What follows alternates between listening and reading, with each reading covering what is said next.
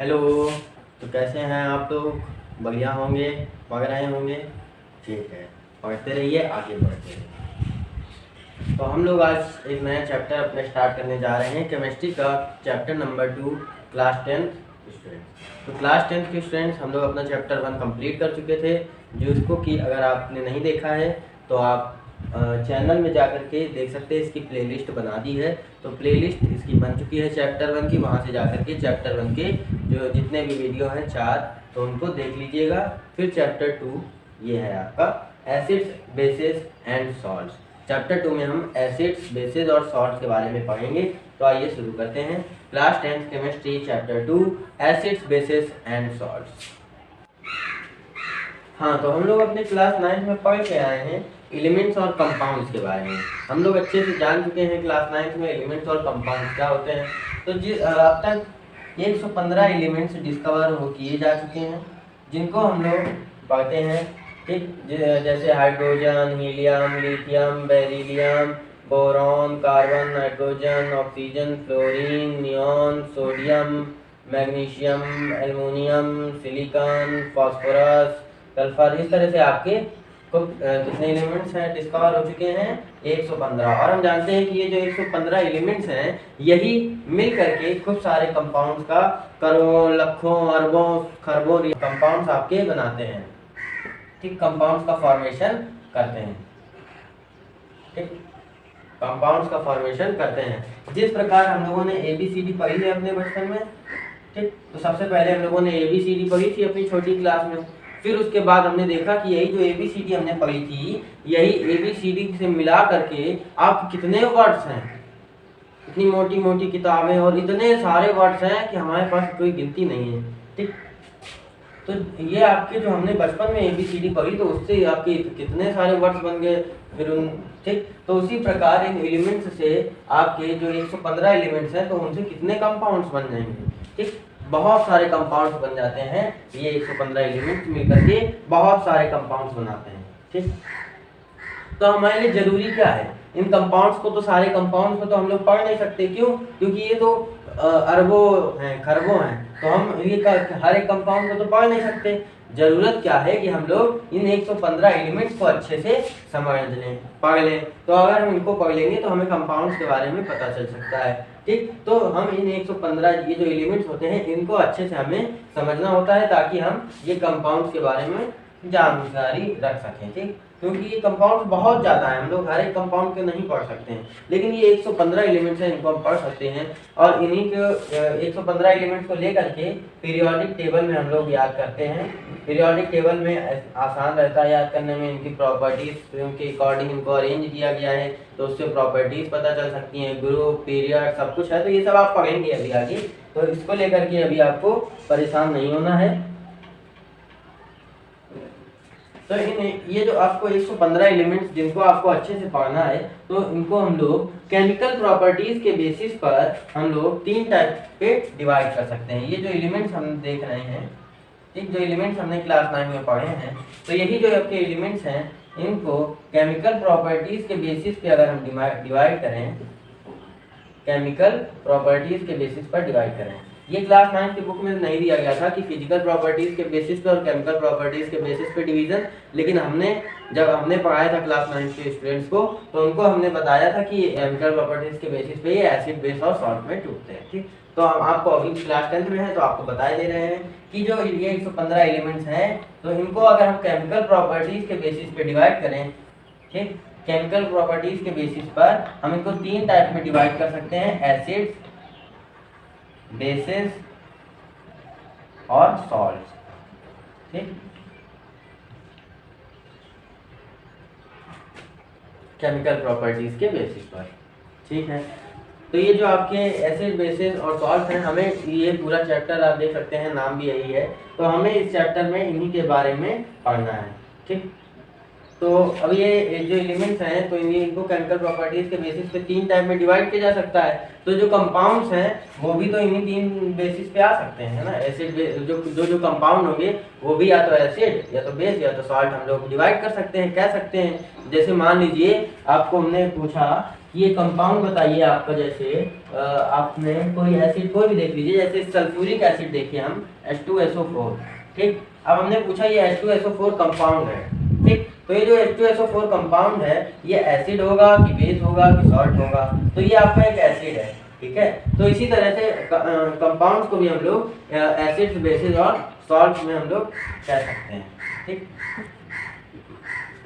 क्यों? क्योंकि ये जो कंपाउंड्स हैं ये आपके बने तो एलिमेंट्स से ही हैं, ठीक। तो हम लोग कंपाउंड्स को भी एसिड्स, बेसिस और सॉल्ट्स में कह सकते हैं, और इसी के पूरे चैप्टर में डिटेल में आपको समझाया गया है। सबसे पहले आपको एसिड बताया जाएगा, फिर बेसिस बताया जाएगा, और लास्ट में आपको सॉल्ट्स बताए जाएंगे जो कंपाउंड्स हैं, ठीक।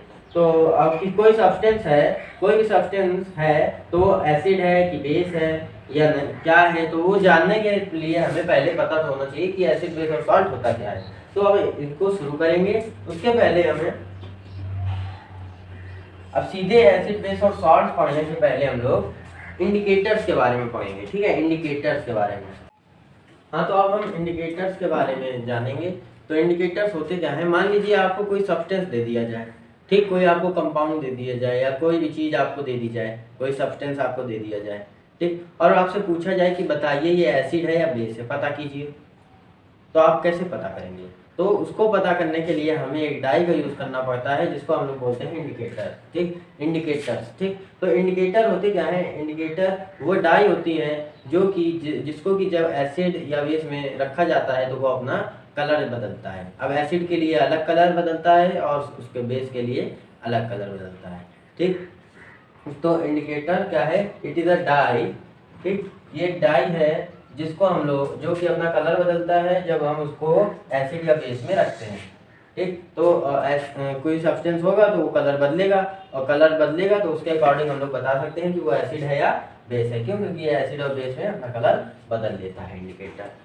तो ये इंडिकेटर्स हैं, इंडिकेटर्स का भी काफ़ी यूज़ होता है लैब्स में, और हर चीज़ को पहले पता तो करना पड़ेगा कि ये एसिड या बेस, उसी अकॉर्डिंग यूज़ किया जाता है, ठीक। तो इंडिकेटर्स का यूज़ होता है, तो हम लोग पहले इसको पढ़ के ख़त्म कर लेंगे। अब इंडिकेटर्स में आपके जो 3 मोस्ट कॉमन टाइप के इंडिकेटर्स होते हैं आपके, वो होते हैं ये 3, एक लिटमस, फिर दूसरा है मेथिल ऑरेंज, और तीसरा है फेनोल्फथैलीन, ठीक। तो ये 3 आपके कॉमन इंडिकेटर्स हैं जिनका यूज़ किया जाता है बताने के लिए कि एसिड है कोई सब्सटेंस या कोई सब्सटेंस बेस है, ठीक। और ये कलर चेंज करके अपना बताते हैं। हाँ, तो अब हमने जो अपने 3 कॉमन इंडिकेटर्स देखे, ठीक है, तो उनको हम लोग अब देखेंगे कि कौन किसमें क्या कलर बदल रहा है, किस तरह से हम लोग पता करेंगे कि वो एसिड है कि बेस है, ठीक। तो सबसे पहले हम बात करें जो आपके मेथिल ऑरेंज और ये जो फेनोल्फथैलीन थे आपके, इनका यूज़ हम लोग सिर्फ सॉल्यूशन में कर सकते हैं। सॉल्यूशन क्या होते हैं ये 9th में पढ़ चुके हैं। ये सॉल्यूशन में यूज़ कर सकते हैं इनका, कि कोई सॉल्यूशन दिया गया आपको तो वो एसिड है कि बेस है, ये बताने के लिए हम लोग इन दोनों का यूज़ कर सकते हैं। सिर्फ सॉल्यूशन के लिए इनका यूज़ हो सकता है, जबकि ये लिटमस पेपर उसके लिए कोई फिक्स नहीं है, वो आपका सॉल्यूशन सब में यूज़ हो जाएगा, ठीक। तो ये लिटमस आपका पेपर होता है, ठीक। तो ये भी आपका इंडिकेट करेगा कि ये एसिड है या बेस है, ठीक। तो सबसे पहले इन दोनों को देखेंगे, मेथिल ऑरेंज को देखते हैं। तो मेथिल ऑरेंज जो होता है आपका, ये सॉल्यूशन को, अगर सॉल्यूशन आपका एसिड है तो वो रेड कलर कर देगा, ठीक।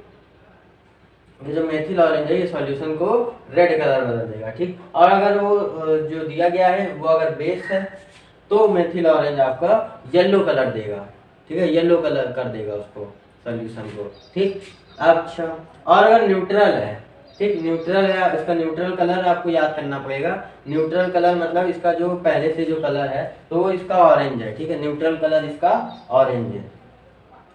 तो इसका याद कर लीजिएगा, मेथिल ऑरेंज एसिड होगा तो वो सॉल्यूशन को रेड कलर में बदल देगा, बेस होगा तो वो येलो कलर देगा, ठीक, कर देगा। और अगर फेनोल्फथैलीन की बात करें तो ये एसिड में कलरलेस, ठीक, कलरलेस हो जाएगा, और बेस में ये पिंक कलर देगा, ठीक, बेस को ये पिंक कलर दे देगा, और इसका न्यूट्रल कलर आपको दिया नहीं गया है तो याद करने की जरूरत नहीं है।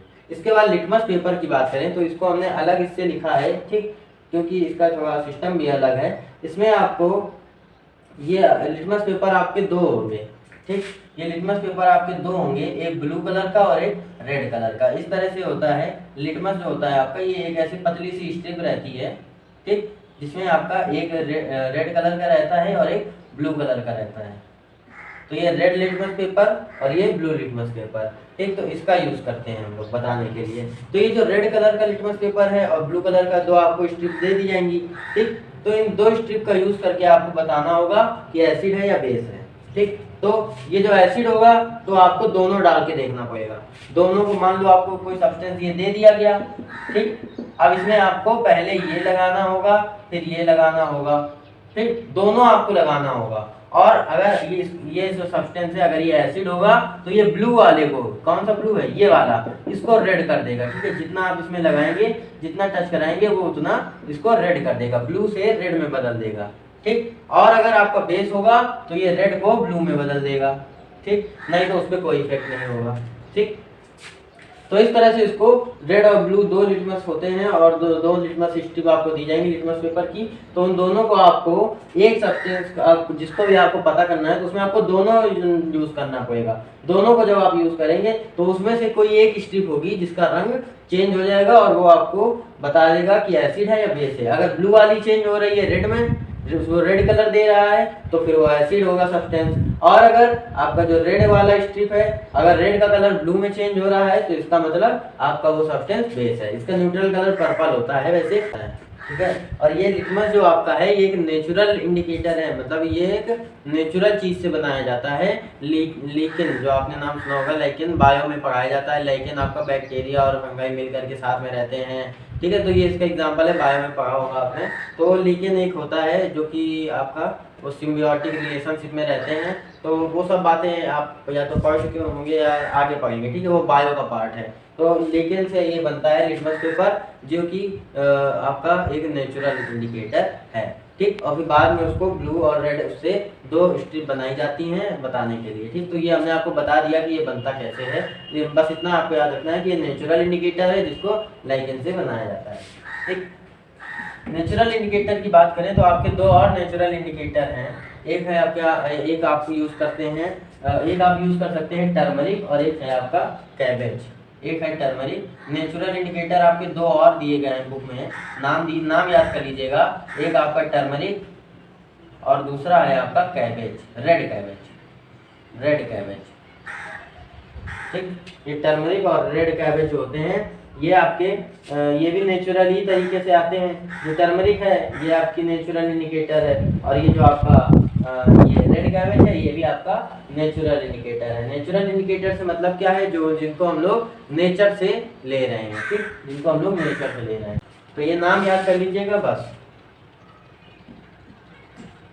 एक आपका और इंडिकेटर है यूनिवर्सल इंडिकेटर, उसको बहुत डिटेल में हमको आगे पढ़ना है, वो बहुत ही इंपॉर्टेंट है। यूनिवर्सल इंडिकेटर, ठीक है, याद रखिएगा यूनिवर्सल इंडिकेटर, उसको हम लोग आगे बहुत ही ज़्यादा डीप में समझेंगे, क्योंकि यूनिवर्सल इंडिकेटर जो होता है उसमें बहुत ही ज़्यादा इम्पॉर्टेंट है। तो अब हम लोग देख लेते हैं ऑल फैक्ट्री इंडिकेटर्स को। इंडिकेटर्स में ये ऑल फैक्ट्री इंडिकेटर्स क्या हैं। ऑल फैक्ट्री आप नाम से समझ पा रहे होंगे कि ये स्मेल से रिलेट कर रहा है, ठीक है। तो ऑल फैक्ट्री इंडिकेटर्स आपके दरअसल वो होते हैं सब्सटेंस जिसमें जिनको कि एसिड या बेसिक सॉल्यूशन के साथ जो अपनी खुशबू यानी महक को या तो डिस्ट्रॉय कर दें या तो बदल दें, ठीक। तो वो आपके ऑल फैक्ट्री इंडिकेटर्स होते हैं। उनकी डिफिनेशन लिखिए, दो सब्सटेंसेस हुज स्मेल को ऑर्डर भी बोलते हैं। तो और ऑर्डर चेंजेस इन एसिडिक और बेसिक सॉल्यूशन, ठीक है। तो एसिडिक या बेसिक सॉल्यूशन में जो सब्सटेंस अपनी स्मेल बदल दें या डिस्ट्रॉय कर दें, मतलब बदल दें, उसमें आ जाएगा कि खत्म हो जाए स्मेल या स्मेल बदल जाए, तो उनको बोलते हैं ऑल फैक्ट्री इंडिकेटर्स। ऐसे सब्सटेंसेस को बोलते हैं ऑल फैक्ट्री इंडिकेटर्स। आपकी बुक में दो दिए गए हैं ऑल फैक्ट्री इंडिकेटर्स जिनको आपको याद करना चाहिए। पहला है आपका अनियन, ठीक है। अनियन किस तरह से आपका वर्क करता है इसको देखते हैं। अनियन की आप जानते हैं कि उसकी एक खुद की खुशबू होती है ना। आप अगर अनियन को सूंघेंगे उसकी खुशबू को तो आपको छींक आएगी, उसकी एक हार्ड सी स्मेल होती है, मतलब इसकी अनियन की खुद की एक कैरेक्टरिस्टिक स्मेल है जिसको आप इसकी खुद की एक खुशबू है अनियन की, प्याज जिसको बोलते हैं। तो इसकी खुद की खुशबू है जिसको आप सूंघ करके बता सकते हैं कि ये प्याज है। उसकी जो खुशबू होती है अनियन की, अगर उसको हम बेस के साथ ट्रीट करें, ठीक, तो इसकी खुशबू खत्म हो जाएगी। मान लीजिए कोई कपड़ा है उसमें प्याज रखा और उसमें प्याज की स्मेल आने लगी, ठीक है, यही तो होता है। प्याज आप जिस चीज़ के साथ रखते हैं उससे प्याज की खुशबू आने लगती है। तो आपने एक कपड़े में मान लीजिए प्याज रखा और फिर उस कपड़े में अगर आपने उसमें बेस मिलाया तो क्या होगा, वो अनियन की स्मेल जो है वो चली जाएगी, खत्म हो जाएगी, डिस्ट्रॉय हो जाएगी, मतलब आपको उससे फिर अनियन की खुशबू नहीं आएगी। लेकिन अगर उसको एसिड से ट्रीट करें, हम उसमें एसिड रखें तो क्या होगा, तो एसिड में अगर हम यूज करें तो डू नॉट डिस्ट्रॉय स्मेल, मतलब स्मेल उसमें नहीं खत्म होगी, आपकी अनियन की खुशबू आती रहेगी। तो ये आपका एक इंडिकेटर हो गया। और दूसरा है आपका वेनिला। वेनिला का भी यूज किया जाता है कई खाने की चीजों में, ठीक। तो वेनिला जो है इसमें, इसको भी अगर हम बेस के साथ ट्रीट करें, इसकी भी एक बहुत ही प्लीजेंट खुशबू होती है, बहुत बढ़िया खुशबू होती है, सुनने में अच्छी लगती है। इसी के तो केक वगैरह में यूज होता है ये वेनिला, ठीक, क्यों, इसकी बहुत बढ़िया खुशबू होती है, ठीक। तो इसकी जो खुशबू होती है, अगर उसको हम मान लीजिए कोई वेनिला से की चीज है, तो उसमें अगर हम बेस के साथ ट्रीट करेंगे उसको, तो उसमें क्या होगा, उसकी स्मेल चली जाएगी, ठीक। अब कपड़े में हमने वेनिला रखा और फिर उस कपड़े को हमने बेस के साथ अगर ट्रीट किया तो स्मेल चली जाएगी, मतलब नो स्मेल, अब स्मेल फिर बाद में नहीं आएगी, ठीक। लेकिन अगर उसको हम एसिड के साथ ट्रीट करेंगे उस कपड़े को, तो स्मेल आती रहेगी, स्मेल डिस्ट्रॉय नहीं होगी, डज नॉट डिस्ट्रॉय, ठीक। तो इस तरह से वेनिला और अनियन आपके दोनों की खुद की खुशबू होती है, तो उससे हम लोग पता कर सकते हैं कि ये एसिड है या बेस है। तो इनको हम लोग बोलते हैं ऑल फैक्ट्री इंडिकेटर्स, वो सब्सटेंस जो अपना कलर बदल देते हैं, सॉरी कलर नहीं, जो कि अपना स्मेल बदल देते हैं, यानी खुशबू बदल देते हैं एसिड सॉल्यूशन या बेसिक सॉल्यूशन के अकॉर्डिंग। और अगर वो कलर बदल रहे हैं तो कलर वाले हम लोग देख चुके हैं, उसमें 3 थे आपके, जो आपको कॉमनली जो कॉमन यूज हैं वो 3 आपको पढ़ने हैं आपकी बुक में जो है। पहला मेथिल ऑरेंज आपने पढ़ा, फिर फिनोल्फेथिलीन पढ़ा, उसके बाद आपका लिटमस पेपर पढ़ा। लिटमस भी आपका एक नेचुरल इंडिकेटर है, वो सब आप पढ़ चुके हैं, बहुत बढ़िया। अब हम लोग सीधे पढ़ेंगे कि एसिड क्या होता है, बेस क्या होता है और सॉल्ट क्या होता है। तो फिर मिलेंगे एक नई वीडियो के साथ।